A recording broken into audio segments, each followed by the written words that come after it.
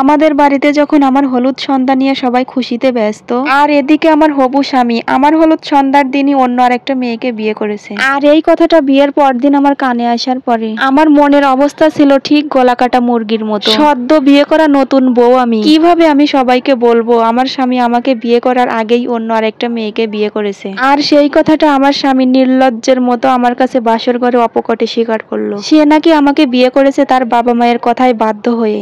আমার প্রতি তো তার কোনো ফিলিংসই নেই, তার কাছে তো তার ভালোবাসার মানুষটাই তার জীবনের সবকিছু। তাই তো সে আমাকে কবুল বলার আগেই তার ভালোবাসার মানুষটাকে কবুল বলে আসলো। 7 ভাইয়ের 1 বোন হওয়াতে তাদের কাছে কখনোই কোনো আবদার অপূর্ণ রয়নি। এত বড় ভুল আমার ভাইয়েরা আমার সাথে কিভাবে করলো? এমন একটা ছেলের সাথে আমাকে বিয়ে দিয়ে দিল যেই ছেলের নাকি আমার প্রতি কোনো ভালোবাসাই নেই। নিজের উপর খুবই রাগ হতে লাগলো। এতটাই কি ভাইদের উপর বোঝা হয়ে গিয়েছিলাম যে ছেলের কোনো খোঁজ খবর না নিয়েই তার সাথে আমাকে বিয়ে দিয়ে দিল? নাকি দেখতে শুনতে কোনো দিক দিয়ে কমতি ছিলাম? ভাইদের কাছে মুখ ফুটে কোনো কথা বলতেও পারছিলাম না। ছোটকাল থেকেই খুবই লাজুক স্বভাবের মেয়ে আমি। 7 ভাইয়ের মধ্যে 4 ভাইয়ের বিয়ে হয়েছে, আর আমার ভাবিরা তো আমাকে চোখে হারায়। আমি সবকিছু সব সময় আমার ভাবিদের সাথে শেয়ার করি। তাই তো মনে মনে ভেবে নিলাম আড়াইয়ারায়ণের দিন ভাবিদের কাছে গিয়ে সব কথা বলে দিব। এভাবে তো আর মানুষ বাঁচতে পারে না, এইসব কত কি চিন্তা করে গেলাম। অথচ ভাবিদের সামনে গিয়ে মুখ থেকে টু শব্দটুকুও বের হলো না। তারা তো আমাকে নিয়ে এতটাই উল্লাসে ছিল। তাদের কাছে আমি কিভাবে বলবো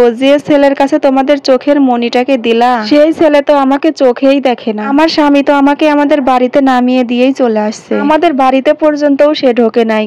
নতুন বউ হতে বাড়ির সবাই জিজ্ঞাসা করছিল স্বামী কেমন, শ্বশুর কেমন, শাশুড়ি কেমন। সবাইকে শুধু মাথা নাড়িয়ে উত্তর দিচ্ছিলাম ভালোই। আর ভালো হবেই বা না কেন, আমার শ্বশুর শাশুড়ি তো আমাকে খুবই আদর করে। তারা তো আমাকে অনেক পছন্দ করে তাদের বাড়ির বউ বানিয়ে নিয়ে গেছে। কিন্তু যার সাথে সংসার করব বলে আজ পর্যন্ত কোনো ছেলের সাথে কোনো সম্পর্কে জড়াইনি যে আমার স্বামীর সাথেই আমার ভালোবাসা হবে। অথচ সেই স্বামীরও নাকি আরেকটা ভালোবাসা আছে। যখনই ওই মেয়েটার কথা ভাবতাম তখনই আমার অনেক হিংসা হতো যে ওই মেয়েটা না জানি কতটা সুন্দর, যার কারণে আমার স্বামী আমাকে রেখে ওই মেয়েটার প্রতি এতটাই আকৃষ্ট। আমার দিকে তো একবার সে ঘুরেও তাকায় না। 1-1.5 মাস এইভাবেই চুপচাপ রইলাম, কখনো কাউকে কোনো কিছুই বললাম না। স্বামীও আমাকে কিচ্ছু বলে না, একই ঘরে অজানা মানুষের মতো থাকতাম। অথচ বাইরে এরকম ভাবে বিহেভ করতাম যেন একজন আরেকজনকে চোখে হারায়। একদিন সাহস করে আমার শাশুড়ি মায়ের মাথায় তেল দিতে দিতে বলেই ফেললাম, মা আপনার ছেলের কি কোনো মনের মানুষ ছিল? মা হঠাৎ চুপচাপ হয়ে গেল। তখন বুঝতে পারলাম হয়তো বা তারাও জানে। সে আমাকে আমার দিকে ঘুরে বলল ছিল, কিন্তু এখন আর নেই। তোমাকে বিয়ে দিয়েছি তো এই জন্যই যাতে করে আমার ছেলে অন্য মেয়ের দিকে না তাকায়। আর যেই মেয়েটার সাথে ওর সম্পর্ক ছিল সেই মেয়েটা ওর জন্য ভালো ছিল না। আমি আমার শাশুড়ির মাথায় তেল দিতে দিতে মনে মনে ভাবলাম, মা ওর সাথে এখনো তোমার ছেলের সম্পর্ক আছে এবং সে আগে থেকেই তোমার ছেলের বউ হয়ে গেছে।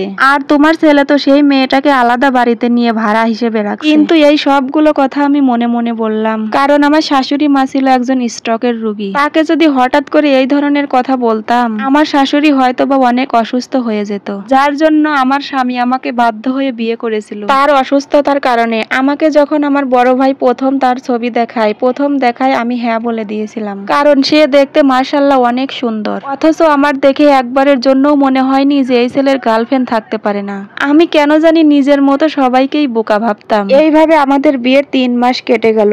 যখন আমাদের বিয়ের 3 মাস বয়স চলে তখন হঠাৎ করে ড্রয়িং রুম থেকে অনেক চিল্লাচিল্লির শব্দ পাওয়া যায়। তখন তো আমি আমার রুমে শুয়েছিলাম, হঠাৎ করে ড্রয়িং রুমে যেয়ে দেখে আমার শ্বশুর আব্বা খুবই চিল্লাচিল্লি করছে। সে তো আমার স্বামীকে অনেক বকা দিচ্ছিল। আমার স্বামী নাকি এখন অযথা টাকা খরচ করে, যার কারণে আমার স্বামীর নাকি ব্যাংক ব্যালেন্সে আর 1 টাকাও ছিল না। আমার শ্বশুরের মুখে এইসব কথা শোনার পর আমি 1 চোখ পানি নিয়ে আমার স্বামীর দিকে অপকটে চেয়েছিলাম। তখনই তো আমার শাশুড়ি আম্মা বলে উঠলো, ছেলেকে বিয়ে দিয়েছো, এখন তো ছেলের বইয়ের 2-1টা খরচ থাকতে পারে নাকি, তুমি অযথা চিল্লাচিল্লি করছো কেন? তখন আমার স্বামীর মুখে কোনো কথা ছিল না, সে তো চুপচাপ নিচের দিকে তাকিয়েছিল। তখন তো আমার শ্বশুর বলেই উঠলো যে ছেলের বউকে কি এমন দিচ্ছে ও, ছেলের বউ তো আমাদের সাথেই থাকে, আমরা তো দেখতেই পাচ্ছি। অথচ আমার স্বামী একটা কথাও বলল না। আমার স্বামী তো আমার শ্বশুরকে বুঝতে বাধ্য করলো যে আমার জন্যই সে খরচ করছে।